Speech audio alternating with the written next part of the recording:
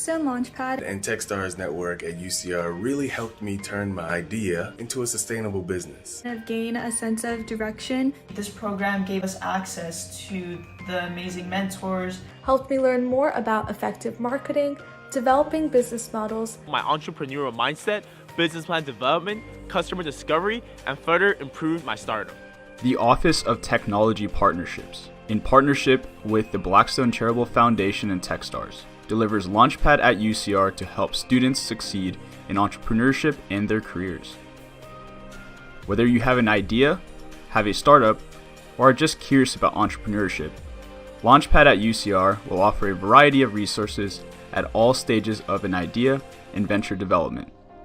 This includes workshops and networking events, one-on-one mentoring, Blackstone and Techstars programming and funding, access to opportunities like pitching on stage at CES or traveling to New York to participate in pitching competitions.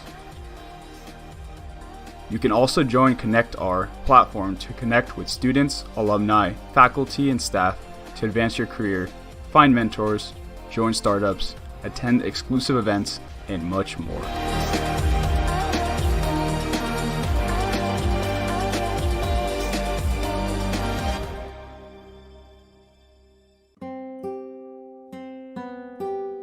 Welcome to the Women's Resource Center. Let's meet our staff. The Women's Resource Center was founded in 1973. Our mission is to engage students, staff, faculty, and community by promoting gender equality, awareness, inclusivity, and proactive response around issues that intersect with gender. Our programs and events focus on equipping and empowering this generation of women leaders both on campus and in the community. Our annual Persist Conference, which began in 2017, is the largest women's political engagement event in the Inland Empire.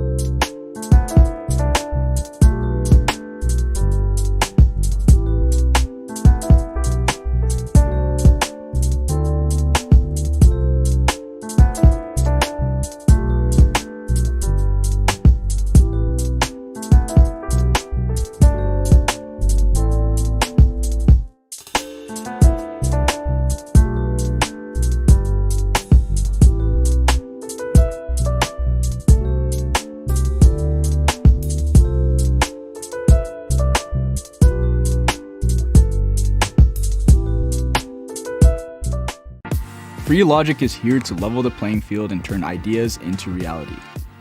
By using modern technology and innovative minds, we hope to transform everyday ideas into something extraordinary. We hope to build our community by partnering with like-minded innovators and inspired creators to bring us all to new heights and create an environment where anyone can succeed.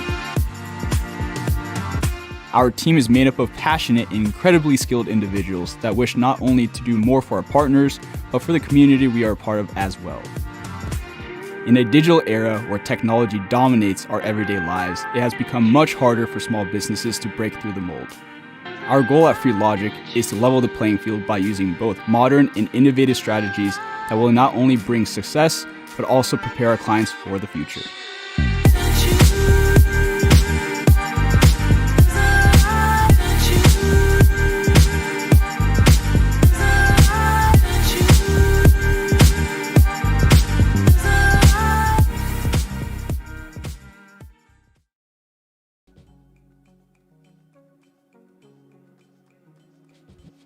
Hello, everyone, and welcome to the Possibilities in STEM session at the Entrepreneura Summit session, brought to you by the Office of Technology Partnerships at UCR. It's a pleasure to be here with you all today. My name is Mona Iskandari, and I'm a professor of mechanical engineering and affiliate Breathe Center faculty through the School of Medicine at UCR. My entrepreneurial side comes from a lung diagnostic technique we discovered, coincidentally just in time for a respiratory pandemic. And prior to joining UCR, I conducted my postdoctoral and PhD fellowships at UC Berkeley and Stanford University, respectively. Today, as your moderator, I have the great honor of introducing our panelists, Jill Finlayson, Serena Nabhan, and Dr. Candace Leslie Abdulaziz. Now, before we get into your career paths and your STEM stories, and the theme of this session, which is discovering the challenges women face in entering and staying in STEM and outlining strategies to overcome those barriers, I'd like to start by asking you to first briefly introduce yourselves to the audience. Jill, how about we start with you? Sure. Hello. My name is Jill Finlayson, and I'm the director of the Women in Tech Initiative at the University of California. And our mission is to increase the participation, persistence, and advancement of women in tech. And we do that through a series of events, working with students, working with research, and we are really hoping to make systemic change that can expand diversity and gender equity in tech. Thank you. Leslie, would you mind going next? Sure. Hello, everyone. I go by Leslie, but my full name is Candace Leslie Abdulaziz, and I'm an assistant professor here at UC Riverside. I'm in the Chemical and Environmental Engineering Department, and I'm also assistant faculty member at the Material Science and Engineering Department as well.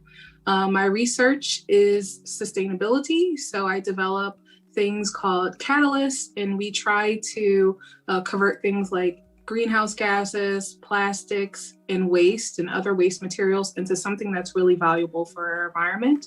And I'm really happy to be here and happy to share more about my career trajectory. Thank you. Serena. Hi everyone, my name is Serena Nabhan. I am a systems engineer at Jet Propulsion Lab, NASA. And I was a UCR graduate in 2017. I was very involved in SWE and UCR, so I'm really happy to see this extension of professional development here happening. I started my STEM career at a community college, not sure what I wanted to do, and eventually got into electrical engineering, where I really found my space. I interned a year before I graduated, and I hope to talk about that more later. And now I work as a full-time the full title is Project Data Systems Engineer. So that's the handling of data from the project who controls the mission to people that are receiving the data. And I hope to talk more about that later. Great, thank you so much. I have a couple prompts to each of you to get the discussion going. So Leslie, perhaps you don't mind going first. Please tell us a little bit about your STEM journey or your career path, your STEM story. Okay, sure. So I'll start from the beginning. I was somebody that was really interested in music. I didn't really have an interest in STEM until later in high school when I was fortunate to take a pharmacology course. And it absolutely blew my mind, learning about how different drugs interact in our body.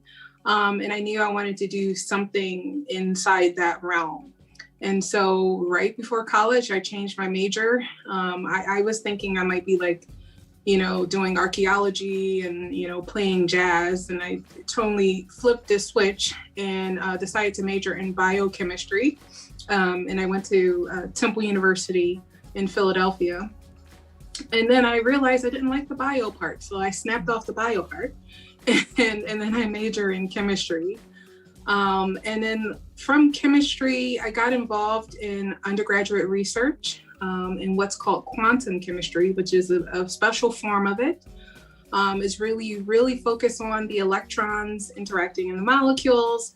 And I just absolutely thought that was fascinating. And so I did some research, got some publications, but at the end of that journey, I decided I didn't want to continue on and just decided to work professionally. And so I worked professionally as a chemist at the Philadelphia Police Department and at a refinery before I decided to eventually get my PhD at the University of Illinois, Urbana-Champaign. And so there, that's where I earned my PhD in chemistry. And my research was a mixture of computational chemistry and also how we understand the different materials like oxides that we would use in like gas sensors or for semiconductors. And so now I'm here after a brief stint at University of Pennsylvania, where I did a postdoctoral study research looking at catalysts. These are materials that speed up chemical reactions. But for me, I really wanted to apply those catalysts to sustainable applications. And so now I'm at UC Riverside for the past 2 years, been developing this research lab where we're utilizing these catalysts, or you can think of them as nanoparticles, or even utilizing nanotechnology to turn things that we consider waste into something that's much more valuable. And so that's my STEM story in short. Excuse me. And yeah, happy to be here. Thanks so much for that. Serena, what was your STEM journey? I think I always knew I needed to be in STEM from a job opportunity perspective. I was going to go to college and take out loans. So I knew that it was that way. So I chose math, thinking I was good at math until I took some upper division math classes and realized that I didn't really enjoy it. But then I actually saw a YouTube video on Boston Dynamics. And I'm not sure if you've ever seen that company. They were college grad students and they started out a robotics company. They had this really cool video back in like 2009. I saw it and I thought it was incredible that they were building these like animal-like and human-like robots. So I said, that's what I wanted to do. I want to be like a robotics engineer. I saw that on their website they were hiring mechatronics. So I was like, okay, I'll major in mechatronics. And I came to realize that there is no college that offered mechatronics except for one that was kind of far away in California.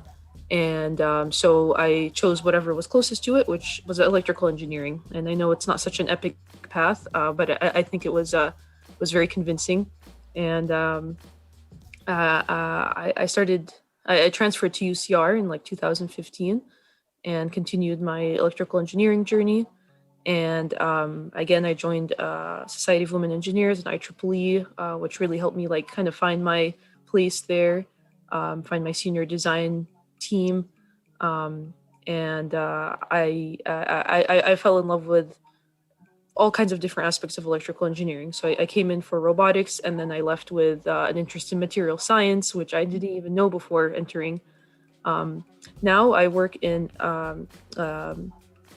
kind of like telecom, so completely different field as well, but I think that has something to do with the opportunities that found me. I just was always open for any opportunity. The research experience that I gained at UCR helped me land my internship, which eventually helped me land my job. And although now I'm not working on robotics, I work with people who design spacecrafts and need to assess their requirements for getting data through something called the Deep Space Network, which is a big network of antennas that's all around the world that's any spacecraft needs to use that goes to the moon and beyond. And again, thank you for having me here too. I'm really excited for this event. Thanks for sharing. That was really insightful. Jill, can we learn a little bit more about your career path? Sure, thank you. And excited to hear about my colleagues on the panel here. It's, they're all doing things that I get very excited about and interested in. I represent the non-traditional pathway into tech. I did not have an engineering major. I actually graduated with political economy, and I took various jobs, and I think like Serena, opportunities for growth, and you look for different places where you'll have challenges, and grew over time. So I was actually at eBay during the first 5 years. So this was before there was a .com. And so jumping to that and learning about how do you create an online business? How do you grow an online business? And being there for really developmental years was inspiring. And it also got me kind of hooked on the idea of startups. And so I ended up working at a number of startups. Then I worked with a foundation to help social entrepreneurs work on their startups. and bounced back and forth, went back to some startups. And then most recently, before returning to Berkeley, I was running an incubator for startups that are using exponential technologies to solve global grand challenges. So I know a little about a lot, right? So I know about all these different technologies, and most excitingly, you can see the impact that entrepreneurship can have using these technologies to solve problems. So when the opportunity came at Berkeley to work on the Women in Tech initiative, this was an opportunity to bring more women into these spaces, make the spaces more equitable, right? So that people can bring everything to their job and be successful. And so that is really key, because the opportunity to have impact through entrepreneurship and technology is huge, and we need to make sure everybody has a seat at that table. Thanks so much for that. I'm starting to hear some themes emerge, but before I start, grouping them together and we go further, I wanted to pry a little bit further. So now we know the outwards looking journey and the public facing portions of your trajectory. And so I want to know more about what are some of the hurdles and the unpredictable portions of your path that are less obvious in the public eye. So what was unpredictable along your journey? How did you face setbacks? How did you overcome them? Serena, how about we start with you? Yeah, there was definitely a lot of setbacks, but I guess the theme is really just keeping your eye on the ball. As a community college student, when I was still not sure about my career path or my major, I took an electricity and magnetism class. So that's like the second physics class you take. And I failed that class. So I just retook it. I didn't think that I would change my major or anything, because I was set in this major and figured, I still have a semester before I transfer it to redo it. And that's okay. And I was really glad that I did that, because taking it the second time, I had a different professor who ended up being this amazing female physics professor who kind of helped me find my career path. I talked to her about what I should be doing, and I asked her maybe I should be a physics major. Like, I love electricity and magnetism. This class is awesome. And by the way, the second time that I took it, I did really well in the class. I think it's because I really wanted it. So she helped me find my career path and told me, if this is what you're interested in, you should explore engineering. And that's what made me come to the video, and all of it sort of aligned. So although it was a setback to fail, I think it didn't label me as a failure in my major. It didn't discourage me. I knew I had time. And, although finances is always an issue, then, you have to kind of prioritize what's important. And my future was important to me. At UCR, after I transferred, it was also kind of a struggle finding my place and competing in a big class. And I was happy to join communities that became, my friends and people that made me feel welcomed. So by joining SWE and IEEE as a transfer student, I really, it kept me going, I think. I think without those organizations and the people that I met, I wouldn't have gone. I actually met my best friend and senior design partner and my UCR long friend at these professional organizations, and she's actually going to be at the discussion. So tune into the discussion to hear us talk about our struggles at UCR. So that really helped, again, being part of the community. And so as a UCR, or as an intern at JPL, I didn't find a path directly to a job. It was really hard. My specific department didn't offer any entry-level jobs. So they told me, you did a good job, but, I'm sorry, we don't have anything here. Try this department, try that department. I emailed all kinds of people with no luck. Eventually, I applied on just a regular job application site to a contractor of JPL. And that position was, an entry-level position. It was a contractor, but I didn't let that stop me. My other offer was to a bigger aerospace company, and I decided I wanted to stay in space exploration, and that was what I wanted to do with my career. And even if it was a little bit less money and maybe a little bit less glamorous, that was okay, because that was my goal. So I worked as a contractor for 2.5 years with no intention to leave, and eventually met a person at JPL who I had worked on a project with, who encouraged me to apply to a position where I am today. And that was my journey there. So lots of setbacks, but I think just a positive outlook is the biggest accompanier to that hurdle. Yeah, thanks for sharing, Serena. I did want to mention to our audience who may be tuning in that they can go ahead and send in their questions. As we're having this dialogue, we'll have it open to questions later on. But Serena, I did have a question for you. What is it that kept you, I mean, I heard a lot of persistence in your story. What was it that kept motivating you to keep trying as opposed to just, saying, this isn't for me, I'm going to stop trying. I'm going to veer off into something else or try something completely different because clearly every door that I'm knocking on doesn't seem to open. What kept you going? Yeah, that's a really good question. And I would love to say it's because I was super sure of myself and I just had a high level of confidence, but I don't think that was it. I think it was just that I made a decision and I knew that there would be setbacks. And whenever there was something that came that sort of discouraged me, I didn't take it as a negative reflection on myself. So, I mean, failing a class, that would be something really bad and like kind of like life ending for people that I know, that would just be kind of like a shock to them. But I just think that those reasons aren't enough to like give up on your goal. Like, and I don't even want to say dream because who knows what our dream is in college, we're still kind of learning. So I think the persistency just came from a decision that I had made and I knew I was on this course and I was motivated enough by people around me and things I saw in the media that kept me going. Mm-hmm. Thank you for sharing.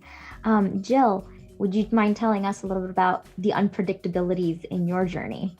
Absolutely. One thing I will say just as an overview is that your resume is your edited version of your career path. It looks like you've got this nice, oh, look at that. I've grown and I've become this more senior person, but that's not what the chart actually looks like. There's a lot of ups and downs. There's a lot of shifts, and that's edited out of the resume. So when you look at people who are super successful and you're like, I'll never be like them. They're clearly amazing and successful. You're just not seeing all of the hard parts, right? That's just not hidden. That's hidden from you.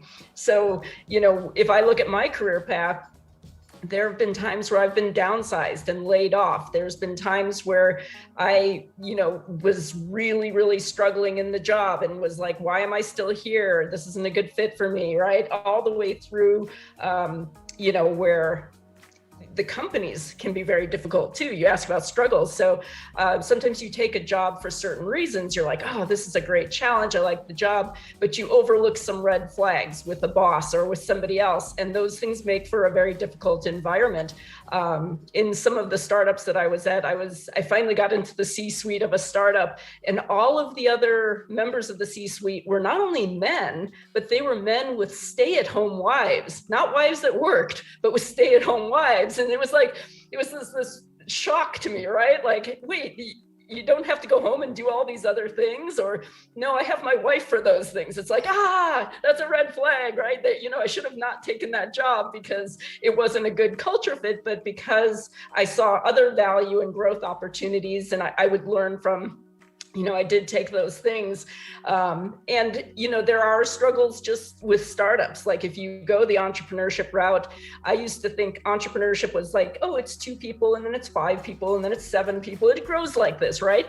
But it's not like that for startups. They hire 3 people, they hire 2 more. Oh, those didn't work out. They go back down to 2, they go back up to 7, right? So there's this struggle. And in fact, with one of the companies I was working with, I ended up not being paid for like 3 months of work, which was a shock. But at the same time, I published a book, which I really wanted to do. So I didn't get paid in cash, but I got something out of it that I was very proud of. Mm-hmm. And oftentimes the things that you struggle the most with are the things you're most proud of. So when you're in the struggle, just keep in mind that those are growth opportunities too. Mm-hmm. Growing pains. Yeah. I really like what you said about the resume being the cherry-picked items along your career trajectory that don't show sort of the fine print in between all the lines that, how hard it's been throughout this journey. Leslie, would you mind telling us a little bit about how you faced some setbacks or some of the potholes in your trajectory? Sure. So I'll talk more about how my industrial experience has got me interested in entrepreneurship. So after graduation, I became a forensic scientist at the Philadelphia Police Department. And one of the things that we had to do was to analyze different drugs. So drugs of abuse, such as heroin, cocaine, marijuana, the whole like. But one of the problems is like when cops go in to make an arrest, they use these color tests. So if you have a white powder substance on you, they'll use these color tests, and if it's blue or pink, it'll let them know if you have cocaine or heroin or what have you.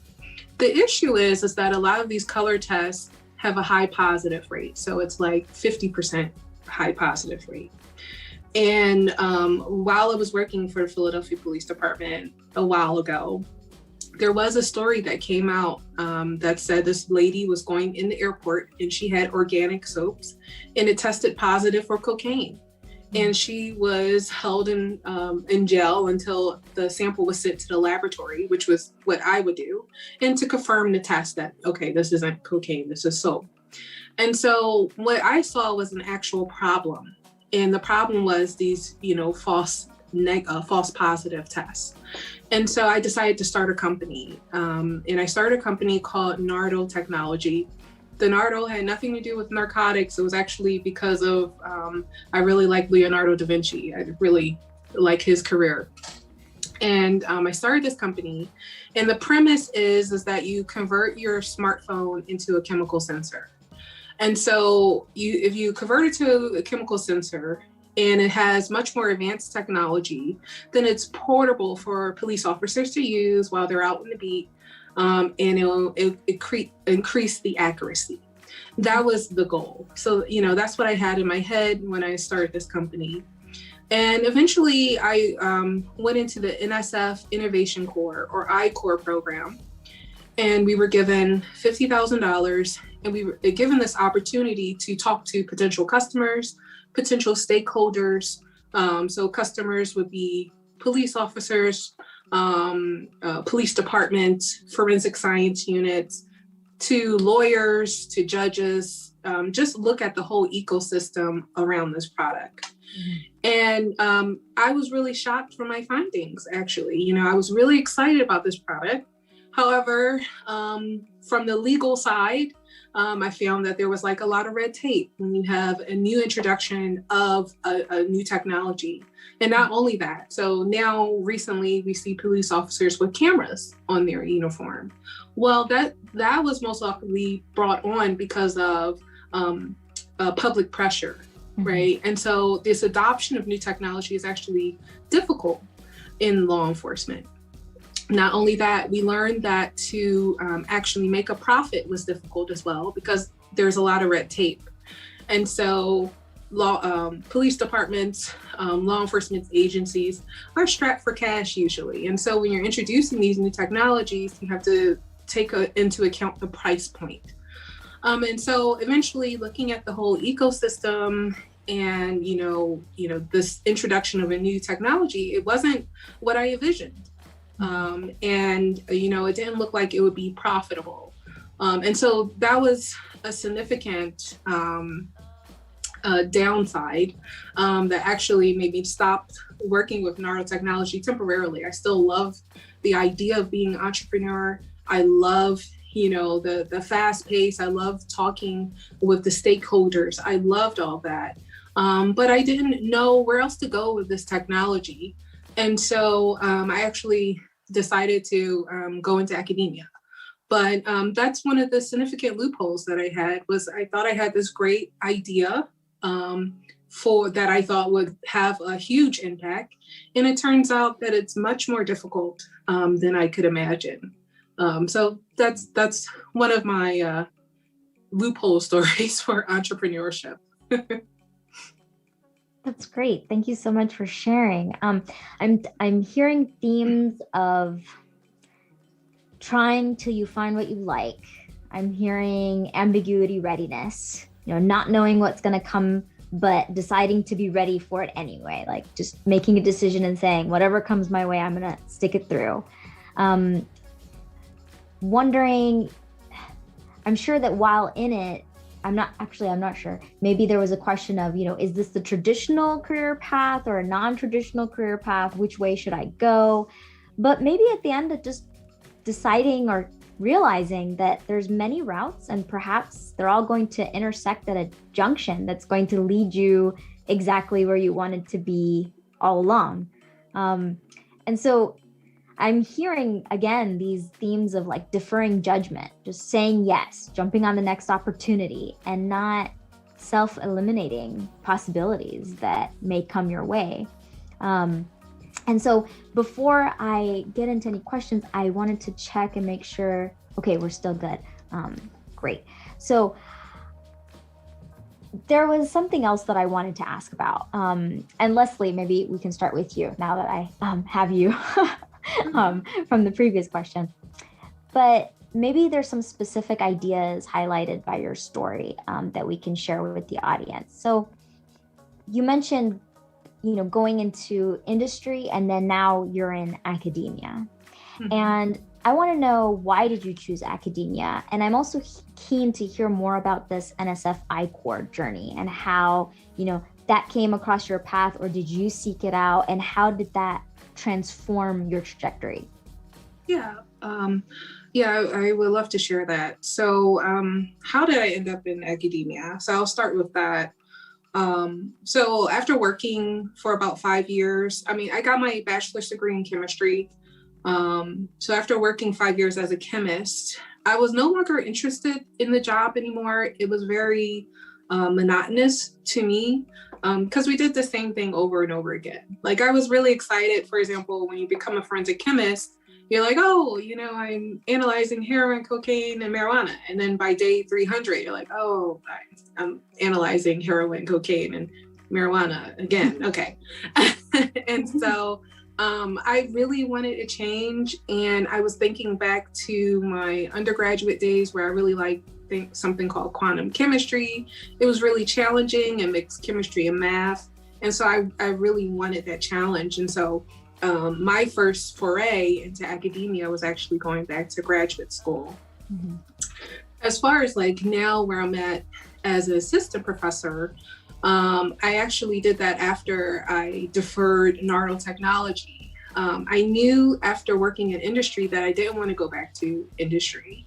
One, because I like being independent, and I also like working on my own ideas. And I thought, I can either do that through entrepreneurship, which was one path that I was potentially looking at, especially after graduating at University of Illinois graduate school and getting my PhD. Or the other path is actually academia. And in particular, becoming a professor where I can be more independent and still, explore different ideas. Mm-hmm. And the entrepreneurship, especially with academia, isn't cut off, right? Mona, you're exploring potentials of entrepreneurship in your work as well. And so I like that aspect. Mm-hmm. And so I decided, if I'm not doing the entrepreneurship thing, then let me go in the path of academia. And I won't completely close the door. I'll come back to that path, but I'll explore it as an academic. But as far as NSF Innovation Corps, actually started that at University of Illinois. It was through the incubator there. Mm-hmm. And you actually have to apply. There was 2 levels. There's a local level where you start, where you get maybe a couple $1,000s, and you can explore maybe potentially 30 potential customers that, are either nationwide or maybe in your locale. Mm-hmm. So I did that.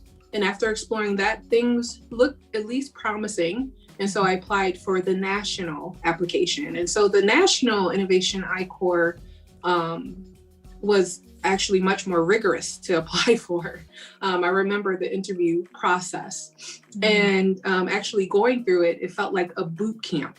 The instructors are tough because they want you to get out of this framework that you usually have when you're academic.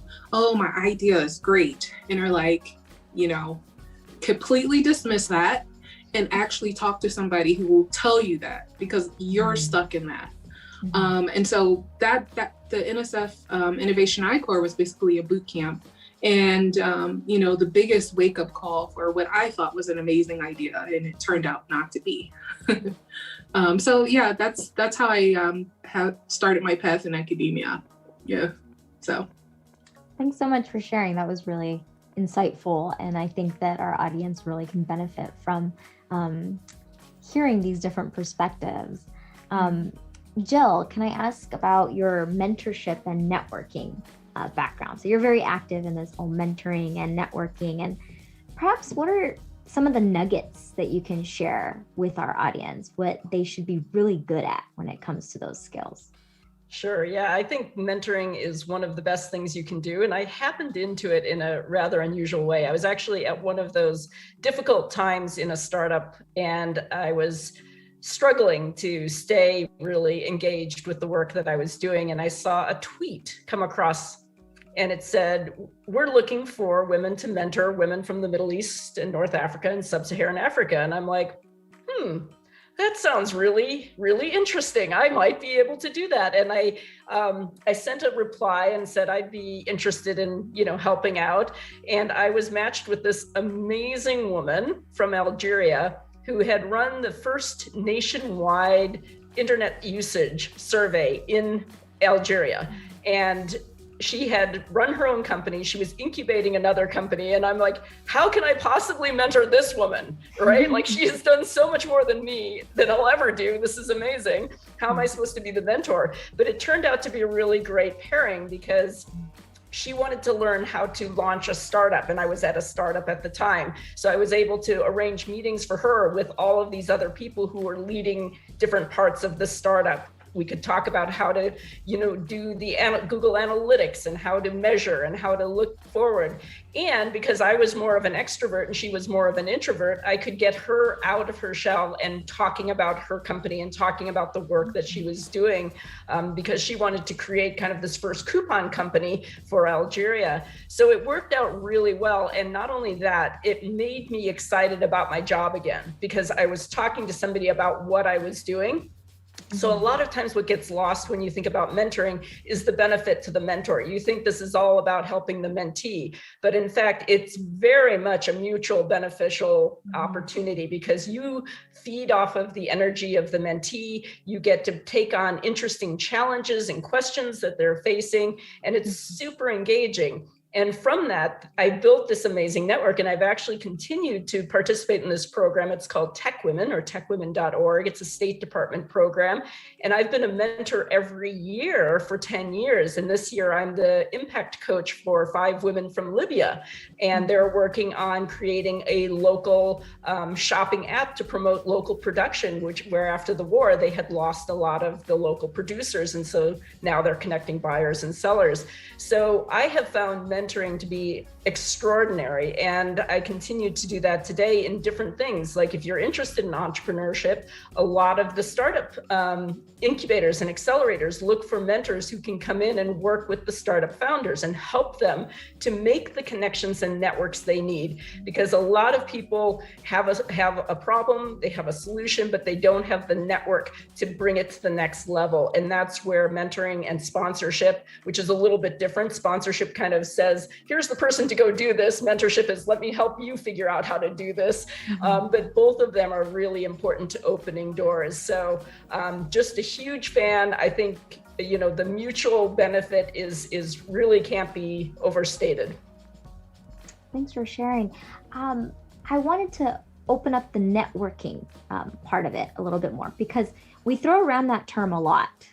And the meaning of it can also, how do you just approach somebody? Do you just send them an email? Do you call them up out of the blue? It just seems so forward. And is that acceptable? And how do you go about networking? Yeah, I think there's a couple of different ways to look at it. One is events like this. I'm also going to be putting on a symposium that's on women in tech in human-computer interaction. when you have events like this, if you go to those events, you're basically architecting serendipity, right? You're like putting yourself in places where you're going to bump into people, you're going to talk with people, and you're going to have conversations. That makes networking more natural, right? Because you're both there to learn and connect, and it makes it really an interesting time, and people are expecting you to kind of reach out. So that's one way, is to really kind of put yourself in places where you're going to encounter new ideas and new people. The other opportunity here, apologies for that. The other opportunity here is to really focus on being brave, right? This is your opportunity to reach out to people because you value what they're doing, right? Like, this is expressing gratitude. Like, I saw your presentation. It was very interesting to me. I would love to learn more about this. And it's oftentimes, if you can think about it as an exchange of values, like, is there something that I could do to support the effort that you're working on? So there's a lot of ways to kind of break the ice, but I think a lot of it does come down to being willing to ask the question and putting in the time and effort to ask the question in a way that's meaningful, that expresses why you're reaching out to that person specifically, why that's a good fit, and how you and what you would like to do with the information that you have in that conversation. The people you're reaching out to are often very busy, but if you're specific and you're compelling and relevant, they're going to be willing to help you 9 times out of 10. I like the architecting serendipity perspective. That's right. You're putting yourself in places where opportunities can find you, and that you can just quickly jump out and grab the next opportunity. Speaking of which, Serena, I wanted to turn to you because you mentioned liking mechatronics and then transitioning now into telecommunications. So maybe what are some of the how-to hacks in finding your passion and your pathway, seeking out those jobs and those opportunities to maybe put you in the right place at the right time to keep going along this trajectory? Yes, I'm a high believer of what we had already discussed, and I can't emphasize it enough to not close yourself to any opportunities. I meet students all the time at conferences or outreach events where they're like, oh, I want to major in this major and I want to get this job and this is what I want to do. And it's really good to have ambition and aim, because I think that keeps you motivated. But unfortunately, there has been a lot of people that have denied a free or a unpaid research position, or chose not to take a semester off to go to this one internship just because it didn't fit into their plan. And I think that is the worst thing you can do. Sometimes it makes sense, of course, if it just really doesn't make sense to you, but not having an opportunity that is very outside of your realm could actually be a great thing. So even if it's not, maybe you're an electrical engineer and you're like, oh no, I don't want to do software, I'm set on that. Because I was like that exactly, Mm-hmm. I think once you go into a job, you meet people that maybe will eventually lead you to your goal or help you find a new goal, and I think that's really important. An example of that is my current job that I was in. I had mentioned that I was working in my contractor job. I was really happy. I didn't have a plan to move. Of course, I would have loved to move to JPL because it's a bigger company. But I had just been talking to this person, and I was just, asking him questions that were outside of what I needed to get done. I was just having a simple conversation, and I think because of that conversation is what led him to tell me about this job opportunity. And he didn't exactly have hiring power, but I think he believed in me because I showed this sort of curiosity that went beyond just completing my 9-to-5 day tasks.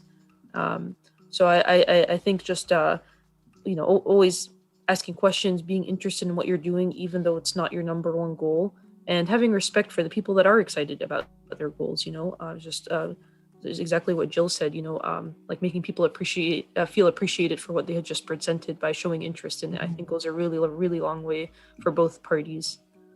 Mm-hmm. And, we kind of talked about resumes, and I don't want to make this into a resume workshop, Mm-hmm. but I always open myself up to anyone that wants a resume to be reviewed, because through SWE and other channels, I've heard a lot of recruiters talk about their how they phase in resumes and how they sort of look at resumes really quickly and what they look for.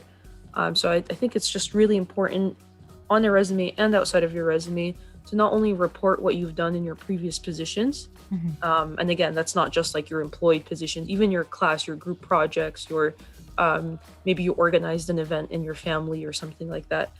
So not only talking about, oh, I did 1, 2, 3, but really highlighting the things that made you valuable. And a lot of students, especially a lot of women, unfortunately, kind of feel like they're like bragging on the resume when they're like, being like, I did this like single-handedly. But it doesn't really come off as that, because someone that's spending 30 seconds looking at your resume, or someone that you're talking to one-on-one at a conference, say, won't really sense that. They'll sense that you're confident and that you are proud of your accomplishments, and that you want to share them. So I think that's like one of the most valuable things, is to really advocate for yourself. And to help you do that is to remember all of the good things that you've done, all of the kind of like atta-girls or atta-boys that you've gotten in life, and sort of like save them. I actually keep a folder in my inbox that's like someone's told me, oh, like, good job on this, good job on that, or just like positive comments. Just that way I could remember those things. So it's not like I use those as documentation to show what a great job I am, but we forget what we do oftentimes. And sometimes highlighting a moment, even though it was just one thing that you did at one time, could really go a long way. And I think that was the secret to my success in interviews, especially because I would pick out a moment that I was really proud of, an interaction, a task that I completed. And to some people, it's like, oh, that's just one thing. I'm not going to like, brag about this like 5-minute encounter I had with the mom, telling her about STEM and encouraging her child at an outreach event. But I think when you are specific, it really gives you like personality and something that the interviewer or the person on the other side can delve into. And I wanted to share more about opportunities at JPL, because it's internship season now, and I hope to be doing that into the discussion on the next session, and to share really why it's a really fun place to work. Yeah. Thanks for that. You gave me the perfect segue, Serena, because that's what I wanted to ask everyone next. And so we talked a lot about the unpredictabilities, your resume being the outward facing, the public facing portion of your trajectory, but that there's all these things that happen underneath the surface. And we always tend to talk about the challenges and the struggles, especially as the means of mentoring other women and inspiring other women to keep going, to keep up that determination and to press on. But I think what you mentioned about, keeping that folder, the warm fuzzy folder of like, yay, pat on the back type thing. And so I think it's also important, and as important, especially in these types of discussions and these dialogues, to share about your triumphs, and so I'd really like to hear one or a couple of your proud moments, your fist pumping moments where like, yes, this happened, and your celebration. So maybe Serena, we can start with you, since you did mention that was actually one of the next things that I wanted to ask about was, can you share with us at least one of your triumphs? Yeah, I'd love to. I recently worked on the Mars 2020 project that just the 2 weeks landed on Mars, but I actually worked on the launch. And as a new engineer, I was only maybe 2 years into the job or less. I sort of really delved into that position and, learned a lot about the project and prioritized certain things that came through the channels. So I should explain in my role, like I'm responsible for multiple missions. Some missions are bigger than others, Mars 2020 being one of them. So I really committed myself to that project, and it was something that I was proud to do, because I was a fangirl, to be honest. I'm not gonna lie. I like loved space stuff. I wanted just to be involved, and I enjoyed learning about the project and helping them work through their requirement problems and making certain things possible. While doing that, I think my supervisor recognized that I was a person that was like trustable. And every year or for every project, when it's about to launch, they have a sort of a compatibility test that they go travel to the site where the spacecraft is launching, and they do a test there as a final checkout, sort of. And at that time, usually the more senior positions would go. And I believe that my supervisor, again, saw my passion and my willingness to go the extra mile, and asked me if I wanted to go. And I was like, of course, I want to go to Florida for 2 weeks on a paid work trip to go see the rover see through. And I think that was probably one of the proudest moments of my career so far. And it was really nice to see it launch and just, look at something that I was a small part of, but it was a big machine that brought me together with so many other people. That's wonderful. Thank you so much for sharing that. Jill, can you share us your triumphant moment? Well, it's I would actually say too, because Serena, you were talking about getting a job and the interviewing and so forth, and following your curiosity. So I happened upon discovery that there were all these AI-enabled tools that were being used for human resources, and I'm like, this is interesting. How is AI deciding who's the right fit for a job? I'm curious about this. And I started to go deeper and deeper into this topic. And the more I went into it, the more concerning it is and the more interesting it is. And so one of the things I'm proud of is I actually wrote or gave a presentation on finding a job when AI is hiring at the Grace Hopper organization at their celebration.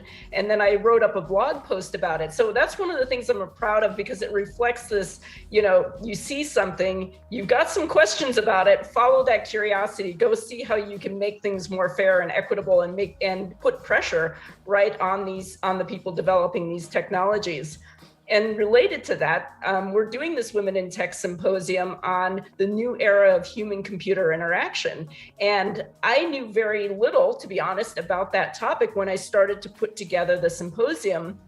And what the symposium does is it opens your mind up to all the different career paths and opportunities. You can be a cognitive scientist, you can be a human factors engineer, you can be a UI UX, you can be a designer, but more than that, you can do it in all different sectors. So we have panels on health, on games, on food. We have people talking from Tesla on semi-autonomous vehicles, talking about the fact that sometimes they want to keep the human in the loop. They want to avoid complacency. Other times they just want to observe the human so they can learn from them and outperform them because they have cameras and they don't have lapses in attention span. We've got people talking about exoskeletons and implants. We've got people talking about what's it like in a world where we're talking to robots as much as we're talking to people with our Alexas and with chatbots on the phone. And so I really encourage people to explore this. Now we've sold out, but I've set aside 20 tickets for the people watching this presentation, and we'll share some links on how you can get that later. But that sort of thing of just really being curious and really looking, those are the things that I'm most proud of when I think of something and I make the effort to really learn about that topic. That's wonderful. And to make it a reality. And make it a reality and make those bridges for other people to go into those careers. Mm-hmm. Leslie, we want to hear about your triumphs. Yeah, so my triumphs are the things that I'm so proud of. It's twofold. So the first one might be cheesy, but just surviving COVID, especially as a professor wearing a lot of hats and also doing that while also being a parent. So that is one of my triumphs now. I'm happy that we're coming out of it. The other thing is our triumphs with climate change in our research and us trying to, do something that can prolong our ecosystem and our environment for future generations to come. And so one thing that I'm really excited about, especially in our laboratory, is one, I have an amazing group of students. And secondly, our development of different absorbents, catalytic absorbents, that's able to absorb things like greenhouse gases like CO2 and methane, and then convert it into a clean fuel like hydrogen. And so that's really truly a triumph One, being able to do that now in this day and age. And I hope that we can progress this technology so that it's more effective and so that we have a healthier and better environment for our children or our children's children. So that's wonderful. I'm very thankful to have had this discussion with you ladies. And we're going to go ahead and end on this very upward, positive note. It's been a wonderful discussion. Thank you, panelists, for your time. And I hope to see everyone at the next Entrepreneura Summit session. And I'll close by saying to look out for those tickets that Jill mentioned as well. And thank you, Mona. A big round of applause for you and all of your insights. Thank you. It was a pleasure listening to all of your journeys. Thank you for sharing.